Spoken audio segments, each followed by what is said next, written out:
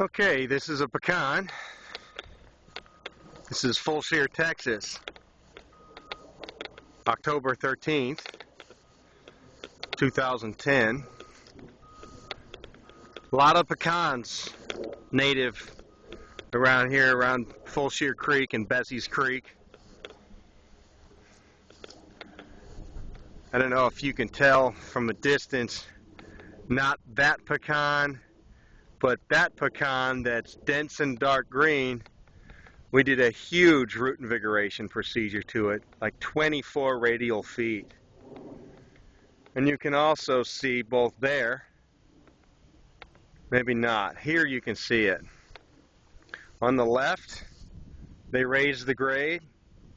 Back behind it, they raised the grade. That's a building lot to the other street over there. And here on the right, they raised the grade. But they left the grade intact on this whole lot here. And so that tree is right at the trunk is at the property line, and the deed restriction requires that they be at least 30 feet from the back property line. So if they push that to the limit, they'll encroach about 10 feet into the drip line of this tree. So I was originally called out to look at this tree by the representative of the developer.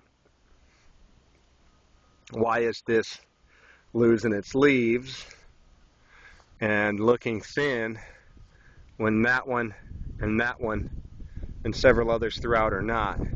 Well, I would say that looks the best. This one is starting to go down, but it is mid-October, and we can't expect all of our pines to be, or all of our pecans to be on the exact same schedule with it. It's quite windy here. I hope that you can hear me okay, but we're going to go closer into this tree and take a look at it. We find that it's quite defective at the base, and I don't know who did this, whether it was a furry creature, a mammal, or whether it was a feathered creature.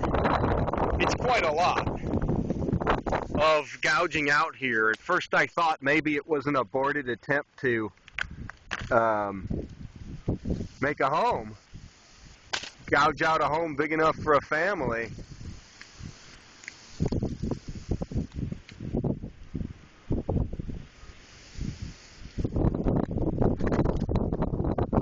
Then I thought, well, maybe it was just somebody trying to get grubs that were, or carpenter ants. There's some pretty cool spiders in here. Look at those bright green mandibles. Can you see that on that furry spider? Okay.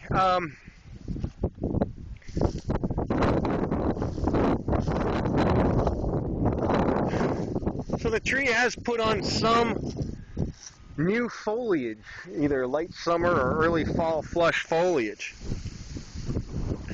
Most of it's pretty clean, but some of it has spots on it. And I don't know if that's air-fied mite damage. A lot of this little deformity that you see on the margins, deforming the leaf or causing them to curl up. There's a leaf curl aphid, but there's also rust mites will do that. So I think the tree's going to be okay, but it does have it is looking a lot worse than all the others. I know that they tried their best to minimize any impact to this during construction, but if they came all the way to here, I'm climbing up here. This is the slope. This is where they raised the grade on this lot, this lot, this lot, that lot, and that lot, and then it slopes back down. So they stayed well outside the drip line here, but I wasn't here. I don't know if there was a fence at the perimeter. I can't ascertain, I can't say, and neither can they. Nobody's ever driven his or her bulldozer on this tree, so they did put forth an effort, which is good, of course.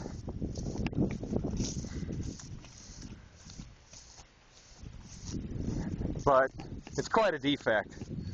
I mean, that tree's going to start having pieces break out of it, I think. Here's another cool thing about this part of Full Shear. Full Shear is west of Houston, south of Katy.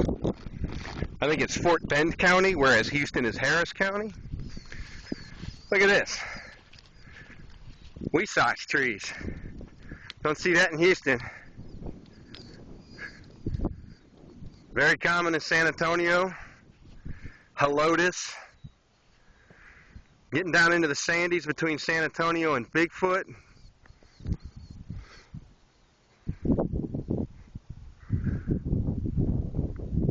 I wouldn't say they extend as far as Bandera into the hill country, but the Weissach is a pretty common tree around San Antonio and parts of the hill country.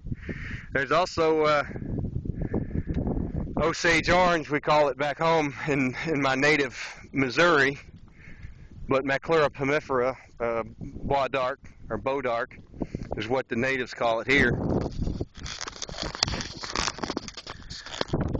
As you can see, some pecans looks better than others.